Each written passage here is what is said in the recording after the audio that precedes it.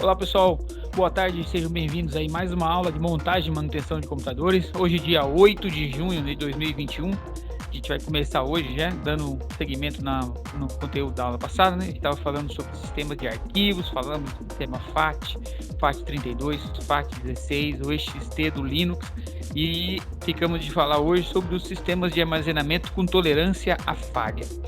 Então, pessoal, o que seria uma tolerância à falha? Obviamente, nós temos no padrão PC, fatalmente esse computador que vocês estão usando e que eu estou usando aqui agora, a gente vai ter. Deixa eu achar aqui a apresentação. Vou colocar a apresentação aqui para a gente acompanhar aqui.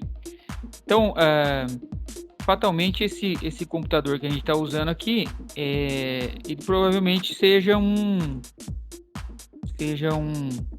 computador que não tenha tolerância à falha. O que é um computador que não tem tolerância à falha?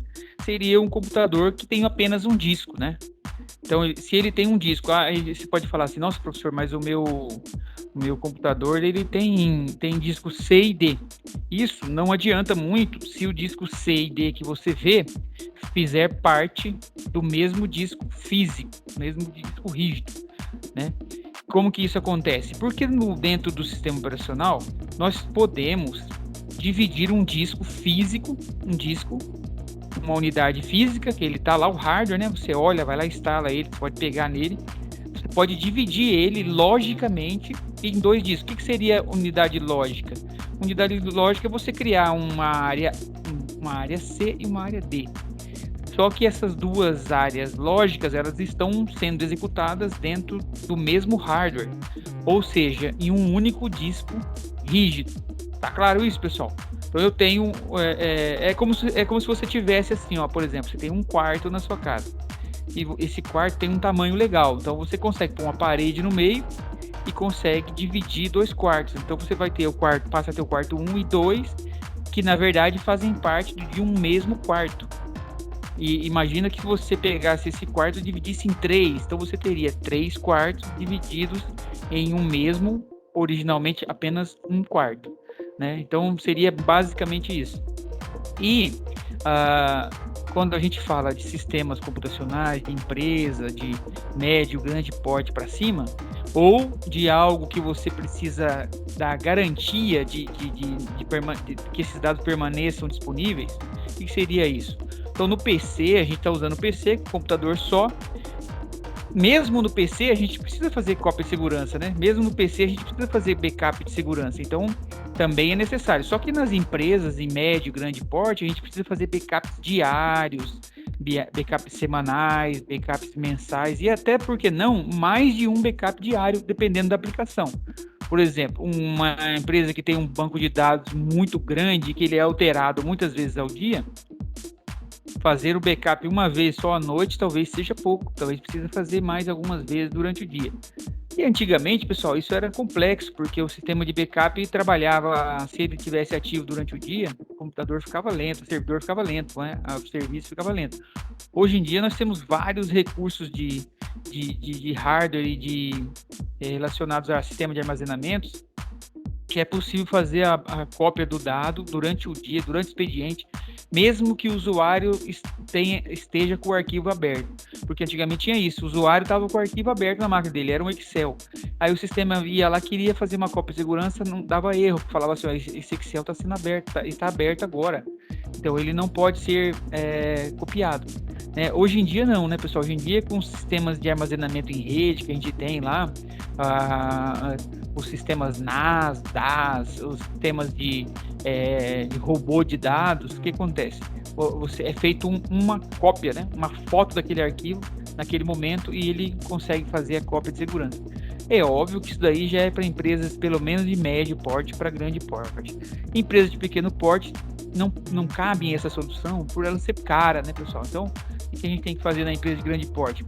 Pequeno porte, procurar soluções baratas, soluções que tenham condições de ser adquiridas, executadas, né? Então, numa empresa de pequeno porte, aí um supermercado, O supermercado pode ser grande porte, né, pessoal? Vamos dizer, o mercadinho do bairro ali, a padaria do bairro, a loja de calçados do bairro ali. Não faz sentido você comprar um sistema de arquivos, implantar qualquer ferramenta, tem um custo elevado, né? Então não faz sentido. Agora, numa multinacional, numa empresa de médio para grande porte, ela pode comprar uma ferramenta de 10 mil reais, de 20 mil reais, depende, pessoal, tudo depende do negócio. Então, toda a estrutura de TI, nós já falamos sobre isso, tem que ser proporcional ao negócio. Então, se eu tenho uma empresa que fatura 100 mil reais por mês, essa empresa vai faturar 1.200.000 por ano. Não tem condição de uma empresa dessa comprar um software que ela vai faturar. O que ela vai faturar? Porque faturar é a nota que ela emite, certo? Só que ainda tem no faturamento todo o custo da operação. Então, vamos supor que a empresa, se ela fatura aí 1.200.000 por ano, quanto que ela vai ganhar de lucro aí? Que seja, vamos dizer que seja 400 mil. Então, uma empresa que ganha 400 mil durante o ano, você não vai conseguir instalar uma ferramenta que vai custar 1 milhão, por exemplo. Já uma multinacional, uma empresa como uma montadora, por exemplo, chega a comprar softwares e ferramentas de 5, 10 milhões de dólares de custo. Porque, vocês entenderam? O negócio comporta.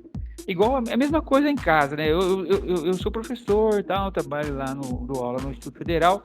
Você fala assim, professor, vai comprar uma Ferrari de 1 milhão? Não tem condição, entendeu? Não encaixa, entendeu? Então, da mesma forma, quem viu na internet aí a youtuber lá, VTube, foi abastecer o Porsche que ela comprou. Vocês viram isso aí?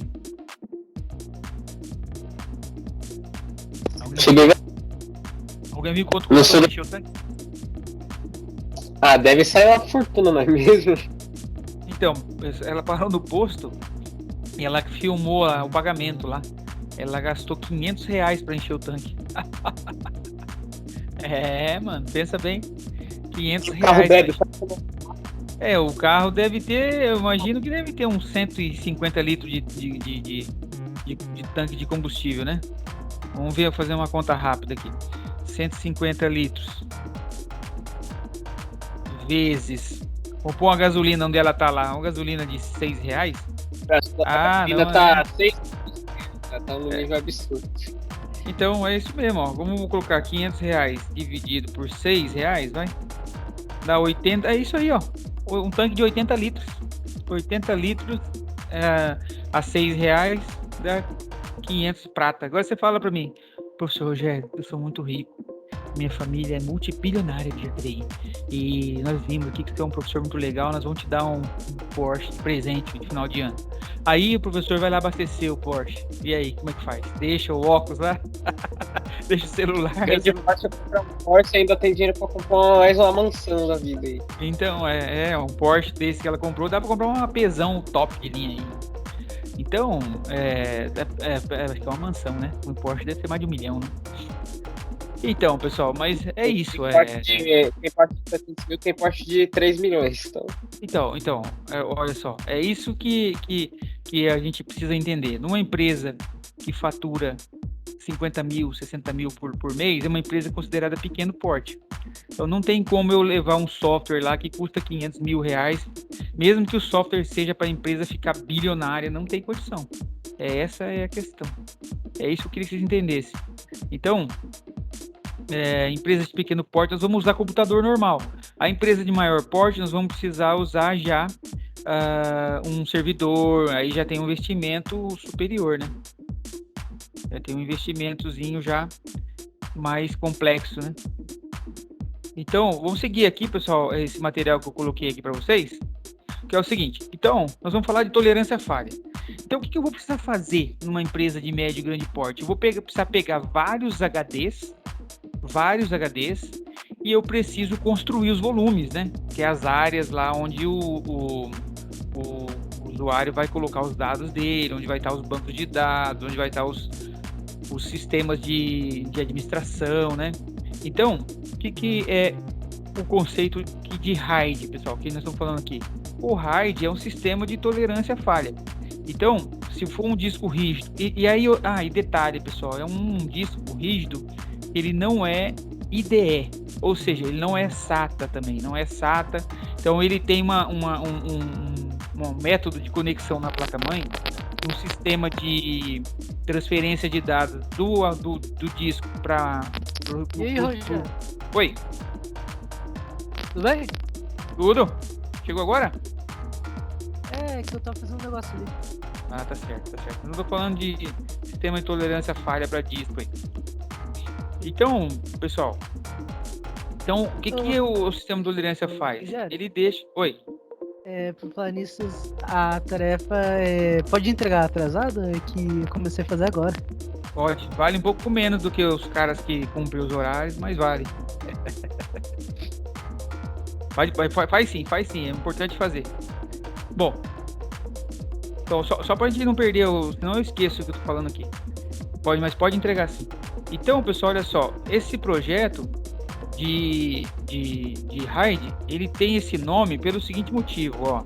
Ele é redundante array of independent disks. Então, o que ele é? Ele é um array, ele é um arranjo redundante de discos independentes. Então, pessoal, o que é o array aí? O array, vocês vão usar muito essa expressão aí em informática, especialmente em programação, vocês vão ver isso aí. Então, vocês vão ver lá, o array de dados significaria uma variedade, né? Uma variação, né? Então, vocês vão ter array de discos, array de sistemas, array de base de dados. Então, tá aparecendo a apresentação para vocês aí? Tá, né? Tá. Então, olha lá. Então, é um sistema redundante. Então, o que nós vamos fazer? Nós vamos criar volumes maiores, né? Porque num notebook eu tenho um HD aí de 1 tera, 2 teras. Mas na rede lá da empresa eu vou ter que ter 100, 200 teras lá, né? Mais do que 1 milhão de teras lá. Vai passar do tera, né? Até pro petabyte. Então, empresas grandes já tem isso, como a Embraer, por exemplo, né?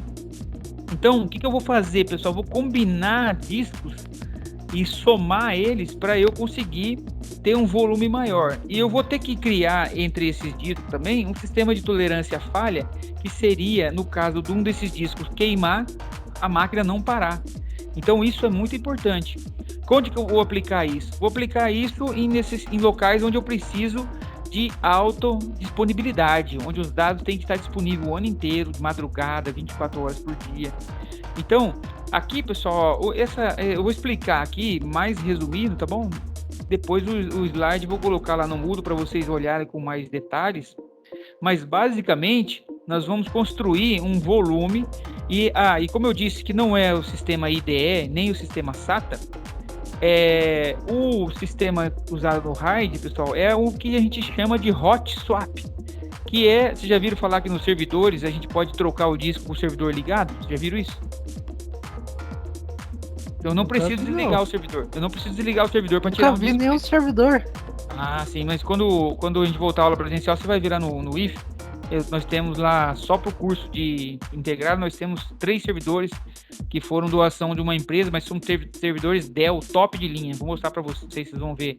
E tem um servidor antigo também para vocês verem como que é diferente a placa-mãe, o disco. Nós vamos mexer, né, nele ainda durante o curso. Então, pessoal, o que é o hot swap? O hot swap significa troca a quente. Então, significa que esse sistema de disco proporciona que você vá lá e tire um disco queimado e acrescente um disco novo sem precisar desligar a máquina. Agora, você pode trocar quando você quiser com a máquina ligada, porque ele tem essa metodologia hot swap. Porém, manter os dados é outra história. Então, eu vou pegar esse RAID aí, vou pegar 2 ou mais discos, independente do outro, vou ligar nessa máquina, e depois eu vou pegar esses discos e montar eles como um único grande disco rígido, que é aquele que eu falei para vocês. Vou pegar, por exemplo, eu tenho um disco de 1 tera, então eu tenho um volume de 1 tera. Eu vou pegar 10 discos de 1 tera. No servidor eu não posso ter lá, pessoal, 10 discos A, B, C, D, E, F, G, H, não posso fazer isso. Eu vou ter que pegar esses 10 discos, construir um único volume de 10 teras, entenderam? Então, e aí, como que eu vou fazer? Configurar de forma que esses 10 discos, quando um deles queimar, eu vou lá, troco ele e ele recupera de novo, não para a máquina, não para o sistema. E isso visa o quê, pessoal? Isso aqui, ó, disponibilidade de dados. A empresa não ficar sem o dado disponível.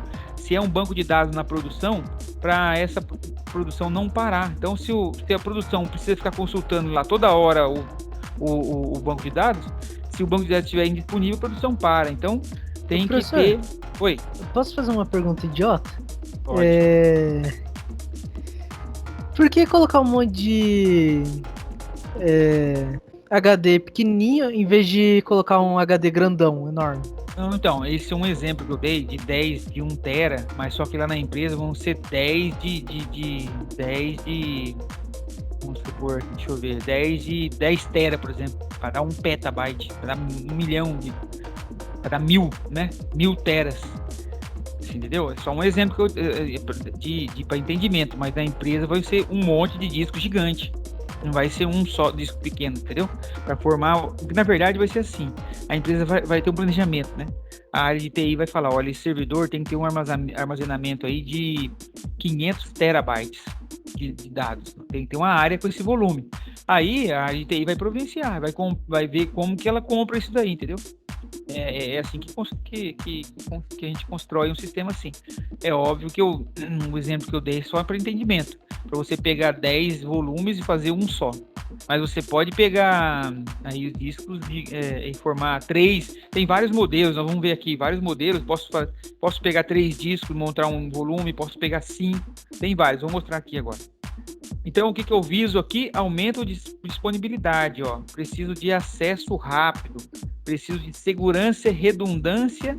O que é redundância, pessoal? Redundância é você ter, por exemplo, no carro, né? O carro tem 4 pneus, você tem um step, né? O que é aquele pneu lá? Ele é uma redundância. Precisou de um pneu, furou, você vai lá, coloca aquele.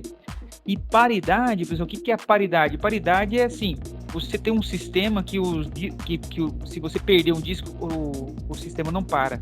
Como que isso acontece? Significa que tem um dos discos que controla onde as informações estão em cada disco, e cada disco tem um pedacinho do outro disco. É mais ou menos assim. Então, quando você tira um disco, continua funcionando normal. Você coloca outro disco no lugar, esse sistema reconstrói esse sistema para você. É como se fosse aquela menina lá do X-Men lá, sabe aquela que se transforma, a roxa lá que se transforma em tudo? Então, imagina, como que é o nome dela? Eu esqueci o nome do personagem lá.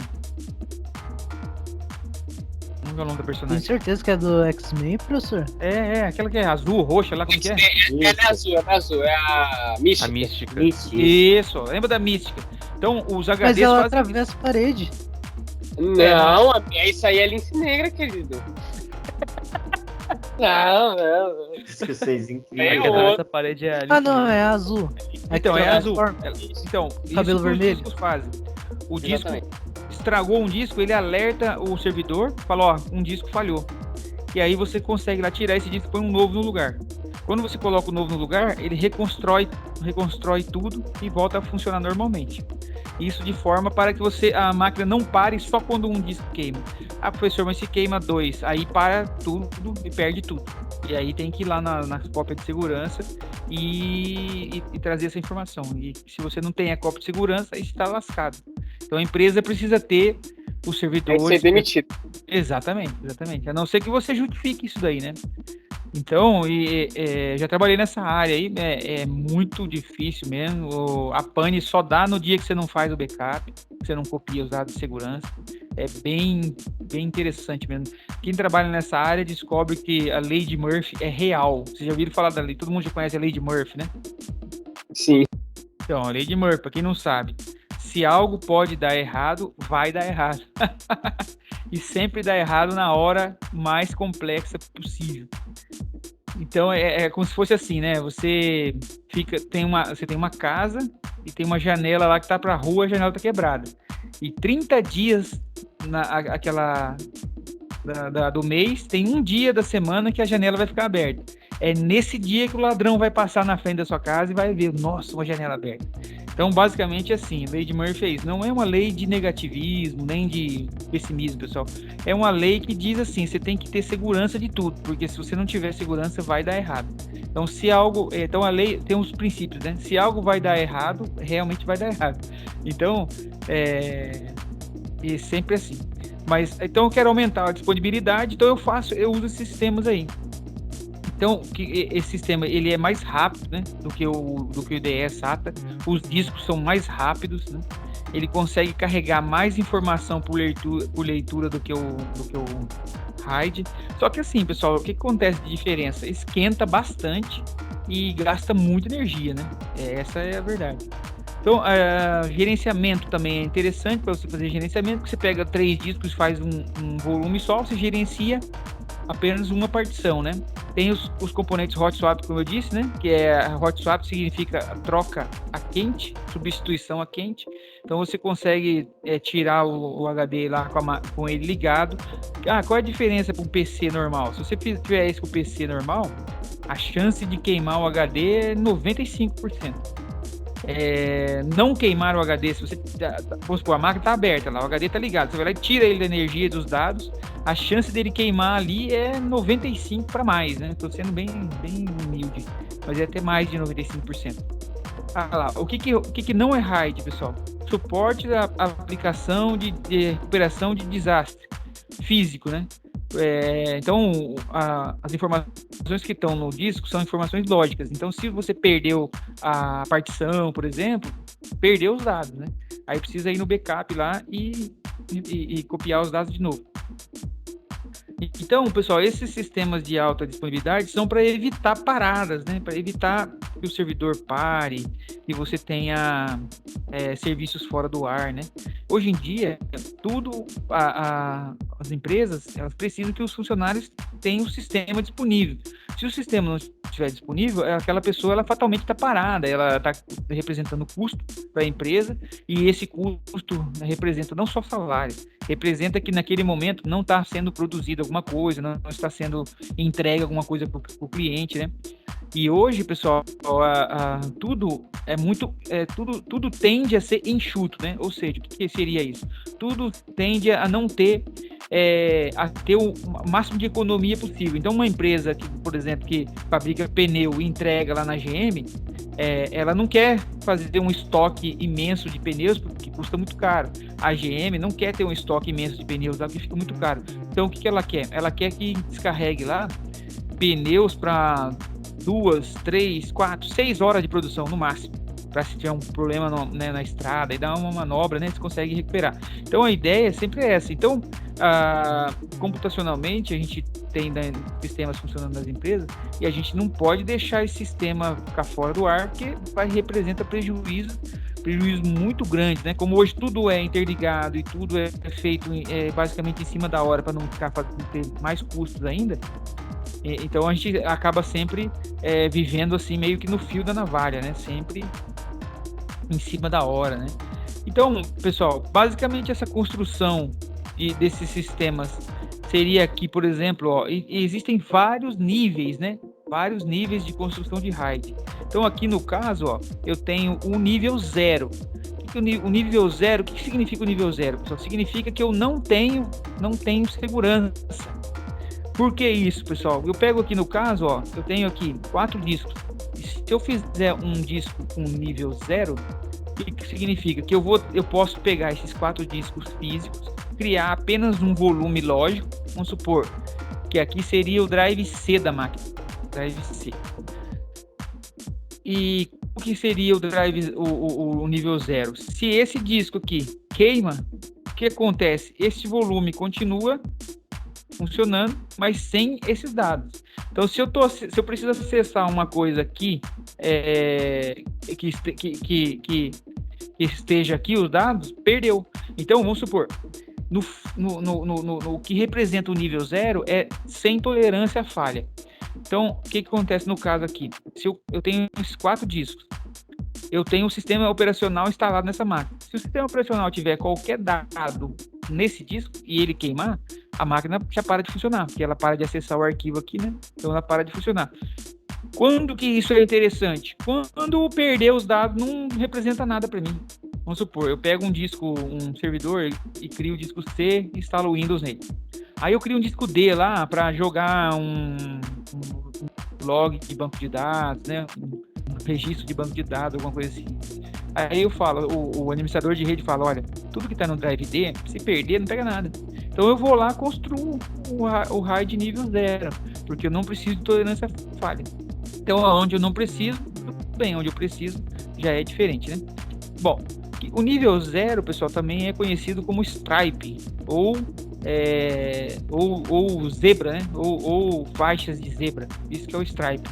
Então, aqui, tá letrinha miserável. Depois eu vou melhorar essa apresentação. Eu tenho ela no PPT também, aí lá para colocar no mudo eu vou dar uma melhorada nela aqui, tá bom? Bom, então, só passando rapidamente aqui, pessoal, porque assim, nós precisamos, esse conteúdo aqui, ele faz parte da Ementa, mas ele é um conteúdo mais empresarial, né? Então a gente está no nível técnico aqui, a gente vai atuar mais no ambiente de SATA, IDE mesmo. Mas a gente passa isso daqui, porque quem for trabalhar, geralmente começa numa empresa maior, ou até numa indústria, vai ver isso aqui, né? Então, eu faço essa configuração. RAID 0, pessoal, é sem tolerância. Então significa que vamos supor, outro caso de usar o RAID 0 também.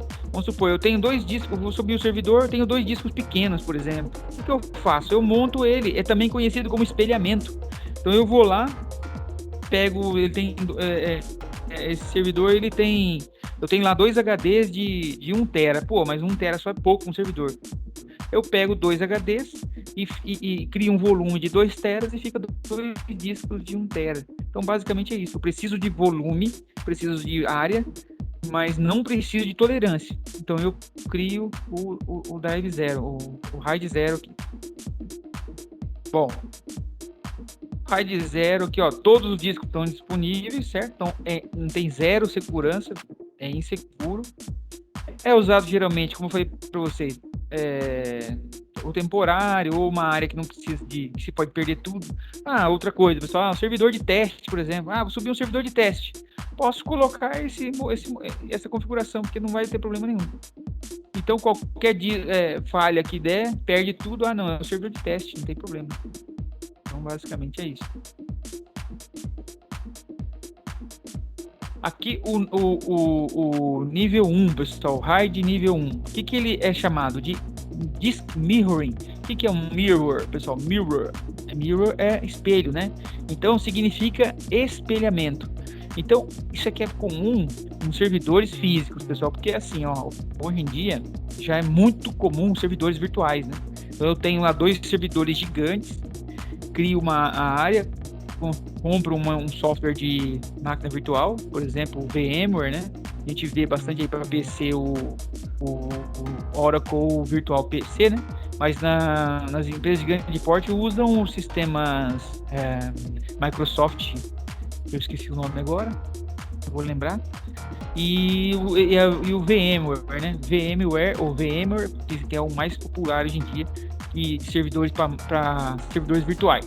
Então, é muito comum hoje o servidor virtual. O servidor deu pane, você vai lá, tem uma cópia dele já, você vai lá, sobe a cópia nova, vai no backup, volta os dados, e seu servidor está no ar em 10 minutos. Antigamente não existia isso aí, né, pessoal? O servidor deu pane, tinha que reinstalar tudo, formatar. Oi? É tipo uma nuvem, né? Exatamente. Ele é uma nuvem e você cria... Então, ele é uma aplicação, né? Um servidor com aplicação. Oi? A tecnologia é maravilhosa. Não, sem dúvida, pessoal. Eu trabalhei com, assim, deu pau no servidor. Tem que avisar a produção lá que vai ficar 4 horas fora.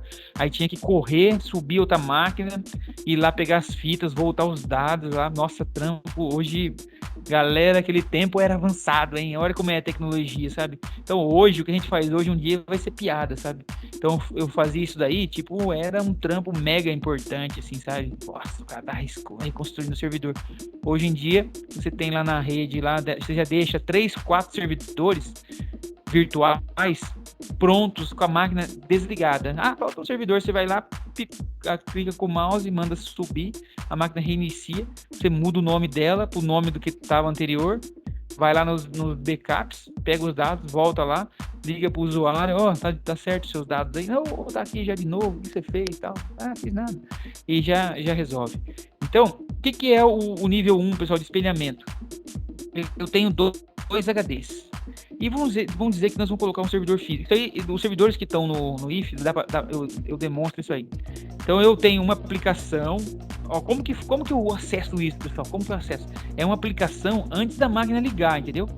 Então, quando eu ligo a máquina, sabe a BIOS que a gente aperta o Del lá? E o F10 para entrar? Então, aqui a gente vai pressionar. Geralmente é Ctrl M. O servidor liga, se digita Ctrl M. Então, vai para uma aplicação antes do sistema operacional ser instalado. E lá você entra nessa aplicaçãozinha, geralmente é ambiente DOS, assim. Você entra lá e faz essa configuração. É bem tranquilo de fazer, eu vou mostrar como fazer. Oi. E tem como colocar também mais de um sistema operacional no servidor? Tem. Você coloca quantos você quiser. Não tem problema nenhum. Você pode fazer um... Só que assim, né? Você só vai usar um por vez, certo? Pode ter o Linux e o Windows, pode ter quantos Linux quiser, mas só vai subir um por vez. É por isso que é a vantagem da máquina virtual, né? Você instala o VMware num servidor de grande porte e ali dentro você pode criar máquinas quando você quiser, quantos recursos tiver, né? Então tem que ter muita memória virtual, tem que ter espaço em disco gigante. Aí você cria lá 1, 2, 5, 10 servidores, né? Essas professor, empresas e o que é essa máquina virtual? A máquina virtual é o seguinte, é uma máquina, é um servidor, um computador normal. Só que em vez dele estar num local físico com hardware e software, na verdade ele é um arquivo que está na nuvem. Então, o que ele é? Uma aplicação que constrói um servidor idêntico ao servidor. Só que em vez de ele estar rodando numa placa-mãe, com um teclado, mouse, ele está rodando dentro do sistema de virtualização. O que ele faz? Ele cria para você um servidor, só que ao invés dele estar sendo executado direto na placa-mãe, ele é um servidor que está virtualmente funcionando para você, mas como que ele está funcionando? Ele está funcionando lá na placa-mãe do servidor hospedeiro. O que é o hospedeiro? Então vamos supor, eu pego meu notebook aqui, aí eu crio uma máquina virtual e ligo ela aqui. Aí eu dou um IP, dou um endereço de rede para ela e tal. Aí eu falo para você, acessa minha máquina aqui, você vai acessar. Então você está acessando uma máquina idêntica como qualquer máquina. Só que ao invés de você estar acessando uma outra máquina que está aqui do meu lado, você está acessando uma máquina que está sendo simulada no meu computador. Só que na verdade, eu estou falando simulado, mas a palavra correta não é simulada, é emulada. Então, o que é emular? Emular é você criar um recurso dentro de outro recurso, e esse recurso que você criou, ele é acessado virtualmente. Você pela internet, você acessa o servidor. Então, a diferença é, em vez de ser um servidor que tem um sistema operacional, disco rígido, placa-mãe, ele é um servidor que foi instalado dentro de um aplicativo, e esse aplicativo ele proporciona isso. Você tem uma máquina com nome de rede, com IP, com todas as informações. Só que ao invés de você estar executando ela de verdade, você está executando ela que está construída dentro de uma aplicação que é esse VMware. Então, vou dar uma pesquisada no Google aí, VMware, como é que funciona. Professor, por exemplo, sistemas de streaming, tipo um Netflix, o Amazon Prime, ou até um projeto que o Google estava fazendo do Google Stadia, para se jogar usando um servidor à distância, seria parecido com isso? Sim, só que a diferença é que antigamente não dava para fazer isso por causa dos links, né? Os links eram pobres, né? Hoje os links são alta velocidade. E o que eles fizeram? Que quem criou tudo isso, na verdade, foi a Amazon. O que a Amazon criou, cara? Na verdade, ele conseguiu criar um sistema que compacta os arquivos e os dados de uma forma que fique um acesso super rápido e você consegue acessar esse jogo, que é um arquivão, que é um jogo pesadão, mas ele passa a funcionar bem pela internet. Pena que o Google não conseguiu fazer direito, nem a Microsoft. Ah, sim, mas olha, eles estão trabalhando, viu? Eles logo vão apresentar os produtos aí. Porque a ideia é assim, eu vou explicar para você o que esses caras querem. Eles querem vender para vocês jogos e de forma que você acesse tendo uma conexão pobre ou hardware pobre. Então porque teoricamente seria assim, por exemplo, caramba, meu filho joga pra caramba lá, esqueci o nome, de tiro lá, que joga lá, que entra a galera lá, como é que é o nome mesmo? Call of Duty? Fortnite. Ah, Fortnite. Então, Fortnite, originalmente, lá no começo, você precisava de uma baita máquina. Hoje, aí o que acontece? Hoje, Fortnite executado na nuvem, com sistemas de compactação, reduz o tamanho dos dados e você consegue jogar num celular, consegue jogar num PC fraco, né? Então, porque essas empresas de jogos querem vender para você a licença dos jogos. Professor, Oi. o Fortnite, ele antigamente, na verdade, ele não podia ser muito pesado no início dele. Só que teve uma época dentre o início e o atual que ele era pesado. Mas porque eles começaram a adicionar mais desses eventos que são simultâneos, sabe? Aí eles tiveram que entrar para esse sistema da nuvem porque realmente era inviável. Sim. Agora, ó, o sistema de nuvem, pessoal, ele veio para proporcionar o que vocês jogam hoje. Porque meu filho tem 9 anos, eu vi ele jogando aqui, galera, quando eu tinha talvez da idade de vocês. Isso, jogar online como a gente joga hoje, era via em filme de ficção científica, sabe? Falava assim, né? Nos anos 2000 e não sei quanto pra frente, vai ser possível jogar cada um na sua casa. A galera falava, meu Deus do céu, que louco que vai ser. E vocês olham hoje, pra vocês é algo natural. Mas eu vejo assim, eu tenho 45 anos, né? Eu tô velho, mas porém não acabado ainda, né? Tô velhinho. Então, é muito impressionante, sabe? E a Amazon, pessoal, foi que criou isso. Porque é o seguinte, ó, o servidor, os dados na nuvem, eles conseguem estar em locais diferentes. Então, por exemplo, você pode acessar um jogo, esse jogo você pode estar acessando uma parte dos arquivos, pode estar no Canadá, pode estar na Europa, pode estar na América do Sul. E aí, onde o seu dispositivo vai pegar? Aonde o software medir a velocidade mais alta e o caminho mais curto. Então, você pode estar acessando agora um jogo e estar buscando esses arquivos num servidor nos Estados Unidos. Mas se a internet daqui para os Estados Unidos, onde você está para os Estados Unidos, se ela perde velocidade, ou, por exemplo, se muita gente começa a acessar ao mesmo tempo e começa a ter mais dificuldade, mais peso, né? Porque os links de internet, eles são medidos pela distância, pela velocidade máxima que é alcançada naquele. E tem mais um item que ele dá como se fosse espécie, apesar de tudo, disso tudo, ele dá uma terceira nota de disponibilidade. Qual a garantia que o algoritmo sente que aquele recurso vai ficar no ar? Então ele faz uma conta em 3 números. Então, e isso, o algoritmo fica fazendo isso o tempo todo. Então, se de repente você está vendo um filme na Netflix que está vindo de um servidor dos Estados Unidos, e aí ele testa que uma conexão com a Argentina é mais rápida, ele simplesmente passa a pegar os dados de outro lugar sem você perceber. Como que a gente não percebe? Porque o seu aplicativo traz um pouquinho de dados a mais do que você está consumindo, que é o sistema de buffer. Então, o pacote não vem assim online para você assistir. Ele vem, pré-armazenado no seu dispositivo, depois ele vai sendo liberado para você. Então, como se fosse assim. Por isso que quando acaba a internet eu ainda consigo ver a Netflix por um tempo. Exatamente. Olha que interessante como isso é no YouTube, por exemplo.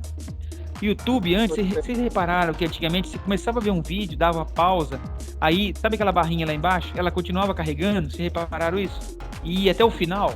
Então, o que acontecia? Você deixava um vídeo pausado, ele carregava inteiro na sua máquina. Aí você fala assim, agora eu vou assistir. Porque se a internet era ruim, começava a travar, né?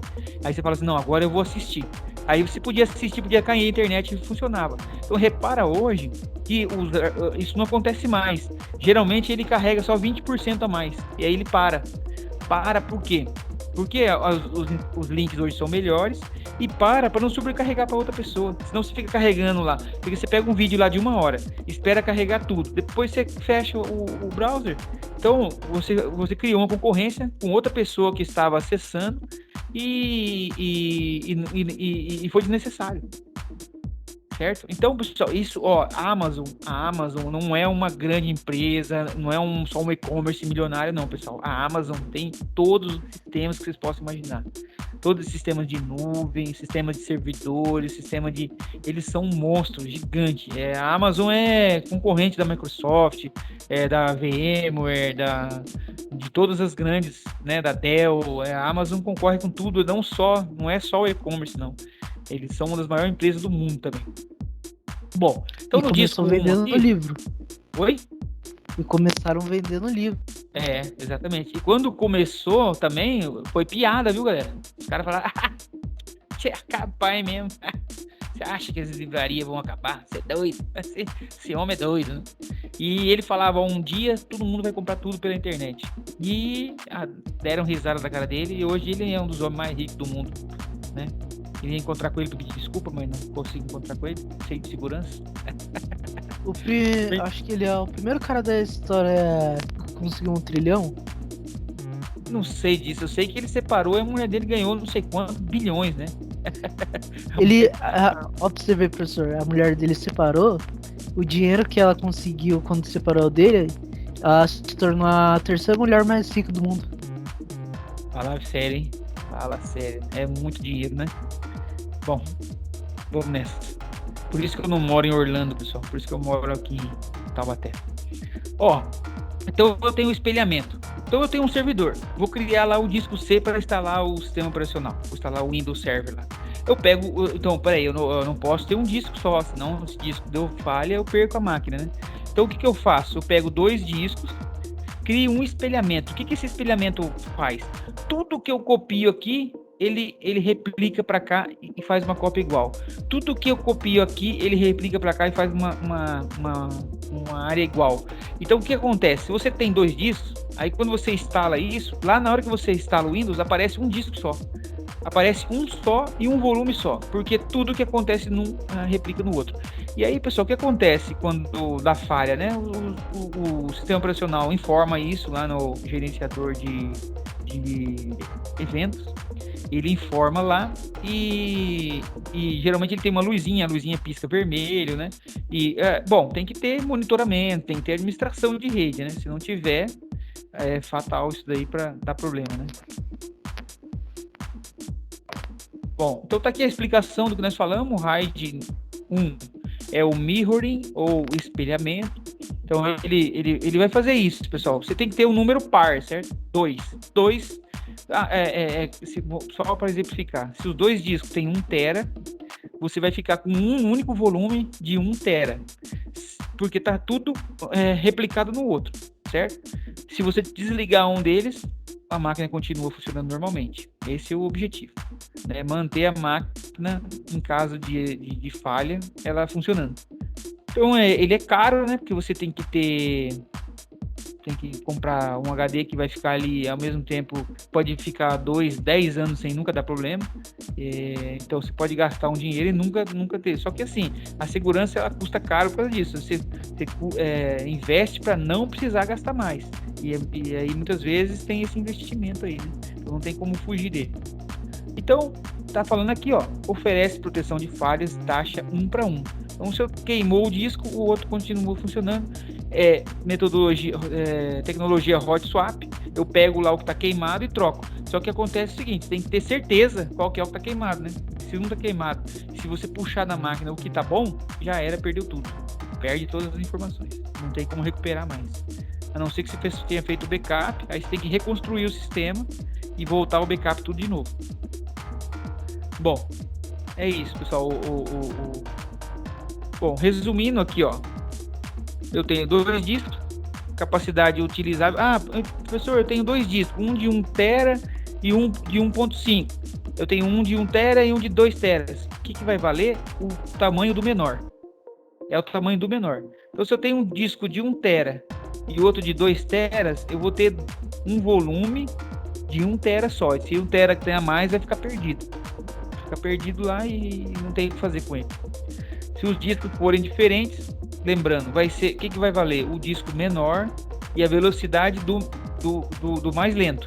Então, porque os discos têm velocidade de rotação, né, pessoal? Então, um disco comum de notebook, de computador, é 5.000 rotações por minuto, RPM. Um servidor de grande porte, de servidor de sistemas gigantes, assim, de empresas grandes, pode ser 15.000 RPM, né? No mínimo 7.200, mas pode ter 10.000, pode 12.000, 15.000. Porque se ele tem mais rotações, ou seja, ele é mais rápido. Se o disco tem 5.000 rotações por minuto, ele vai ser mais lento, né? Então, legal quando a gente vai ver isso, quando a gente vai comprar um notebook, olhar lá, né? Quantos RPM é o HD, né? Esse aqui geralmente hoje é no mínimo 5.000, não tem menor que 5.000. Mas tem 7.200, tem 10, né? Então, eu tenho os dados aqui, esse dado é replicado aqui. Todo dado que está aqui é replicado para cá. O sistema enxerga apenas um. Para eu ver esse outro, só se eu entrar nesse aplicativo, esse aplicativo é da onde, pessoal? Quem faz isso é uma placa.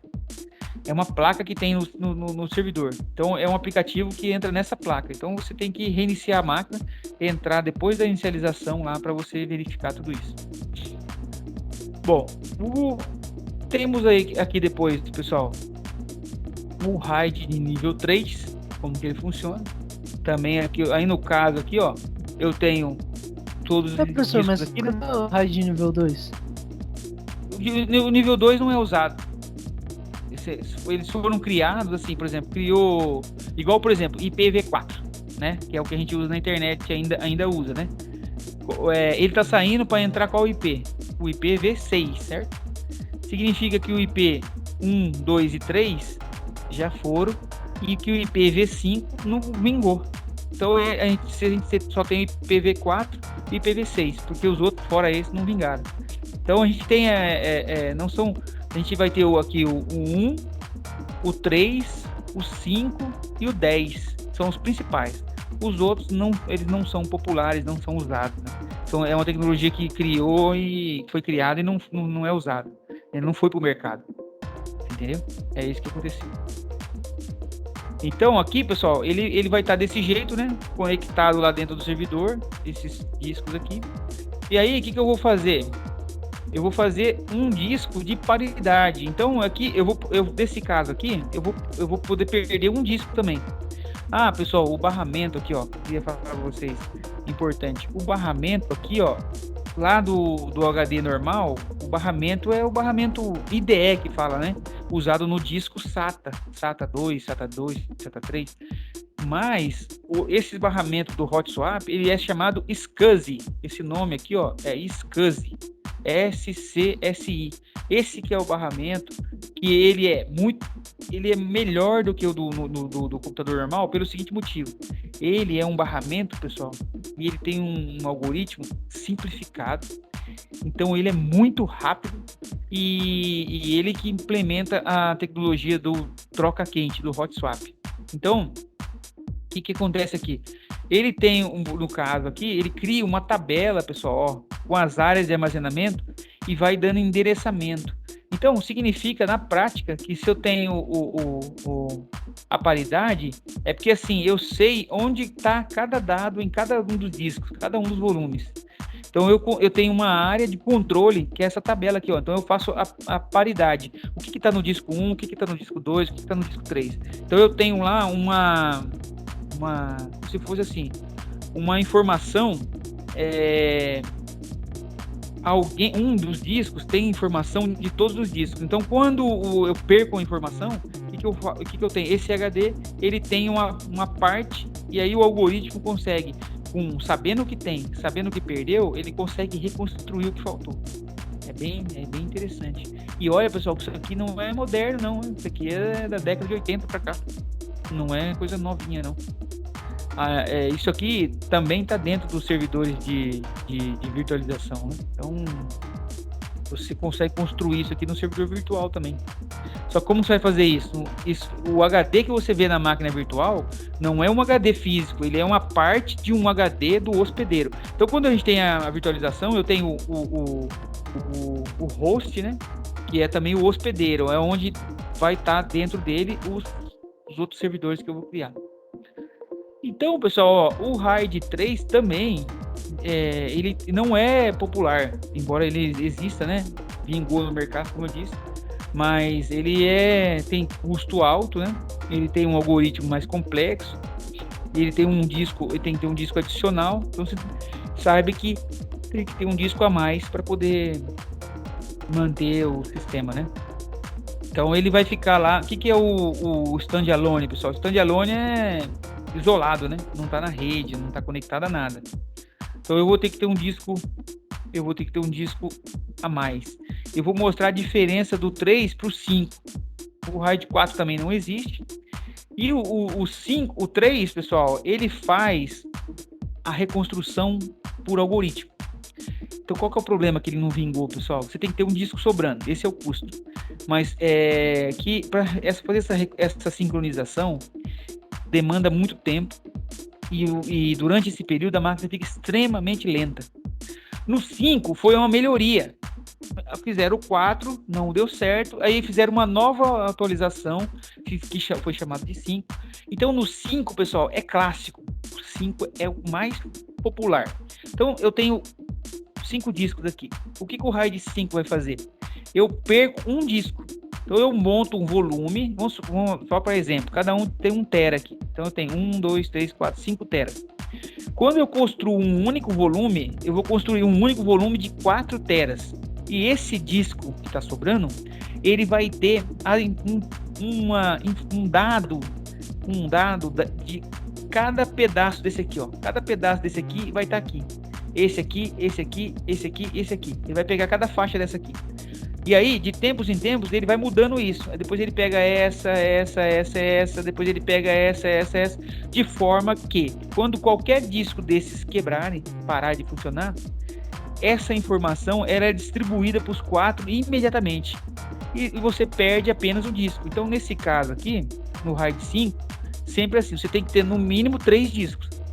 Menos de 3 não dá para fazer. 3 ou 5 ou 7.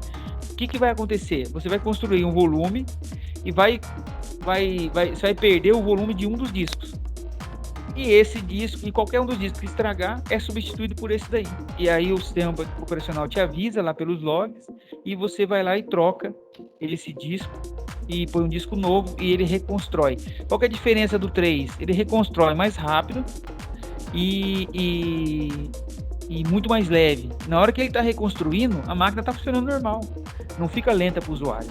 Então, numa rede de grande porte, um servidor que tem aí 100, 200, 300, 1000 usuários, fica impossível de trabalhar. No RAID 5 ele funciona, ele cai um pouco o desempenho, mas ainda assim ele consegue funcionar bem. Então aqui, pessoal, o RAID 5, eu tenho um disco de reserva, e aí esse disco quebrou, esse disco de reserva assume as informações. E depois nós vamos ver o RAID 10. O que é o RAID 10, pessoal? O RAID 10 é o RAID 5 com 2 discos de sobra. Então tem mais uma alteração, né? Mais uma alteração que eu consigo fazer a máquina operar. Aí depois tem o RAID 6, que nós vamos continuar na próxima aula. Tá bom? Vamos continuar aqui na próxima aula, falando do RAID 6.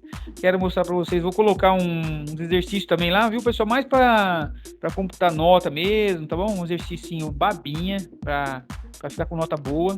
Vou mostrar lá para vocês o exercício. Isso daí já tá colocar lá no nota pro segundo semestre. E outra coisa, quem não entregou as coisas tem que entregar, pessoal, para mim lançar as notas lá, tá bom? Todo mundo vai ficar com nota acima de 6, não ficou ninguém com nota abaixo de 6, mas eu preciso que vocês entreguem tudo para não, né? Isso aqui já vai valer pro próximo bimestre. Deixa eu ver aqui, eu fiz o exercício aqui. Não tô com apresentação. Senhor, preciso entregar essa tarefa até quando? Então, olha, vocês têm que entregar essa semana para eu conseguir lançar a nota. Entregar essa semana agora.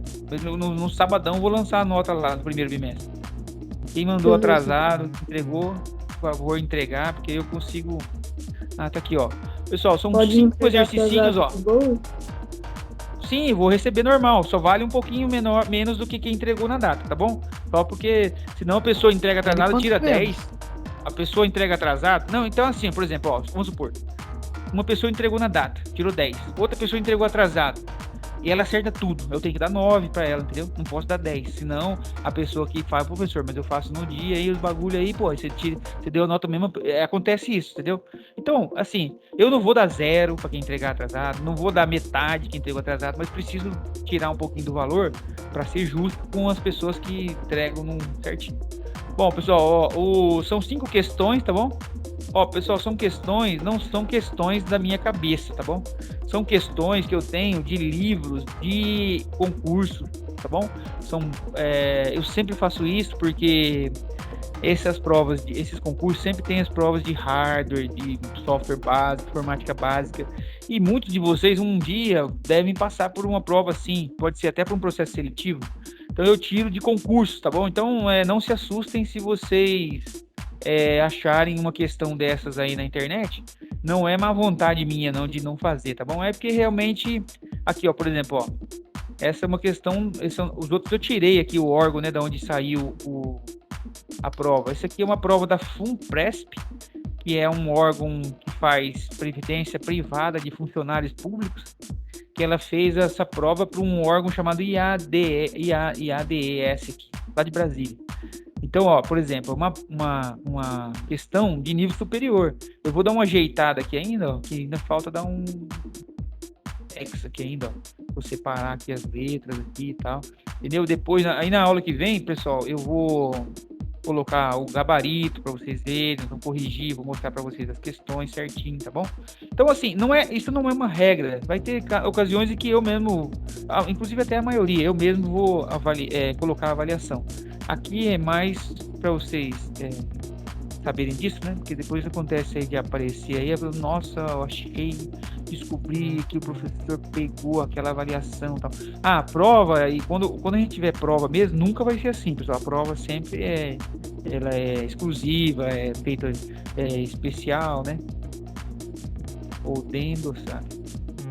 A prova sempre vai ser específica, né? O material de aula, todo semestre eu atualizo e tal. Então, é isso. Eu vou postar lá daqui a pouco a aula que eu vou colocar no YouTube e vou colocar esse questionarinho lá, tá bom?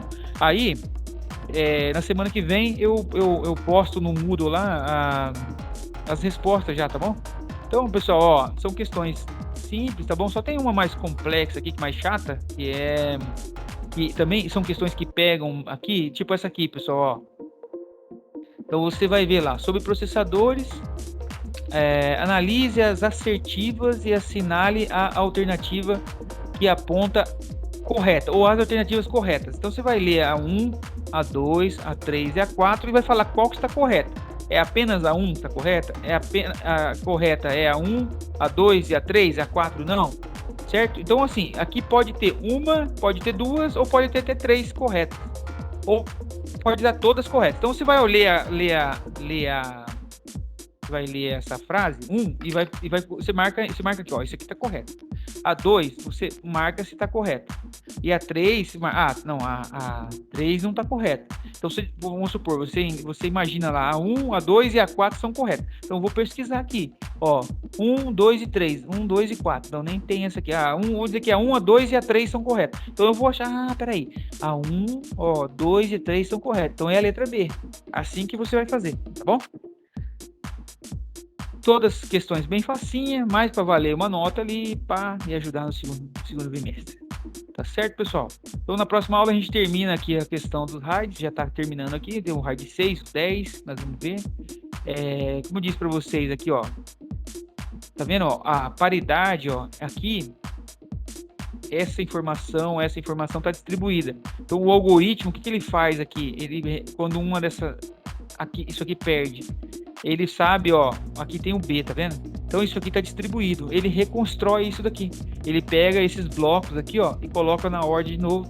Só que aí, enquanto você não coloca um HD novo e queimar mais um, perdeu tudo. Aí já era, ele desconstrói isso aqui e não tem como recuperar, somente reinstalando tudo de novo e voltando o backup. Não tem como algoritmo nenhum mais que possa recuperar isso. Pessoal, vou parar a gravação aqui.